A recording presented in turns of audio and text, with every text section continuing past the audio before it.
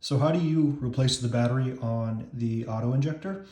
There are two slots that hold this end cap on, and the battery is located in this area. There's one on each side.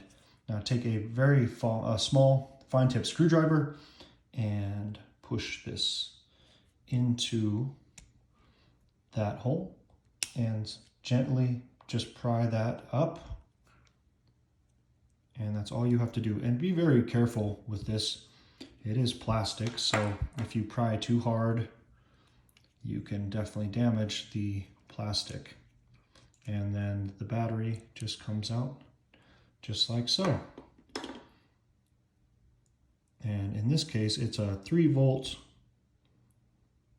battery. It's a 3-volt lithium, and it's CR-1/3N.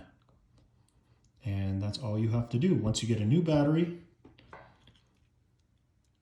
you just drop it in with the positive side facing up. There's also a spring in the top. And you can just make sure and test it before you put the top back on. And this little tab needs to go in the top. This part can also be removed so you can see things a little bit more clearly.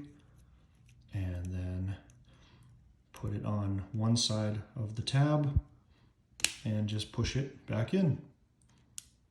And you are ready to go.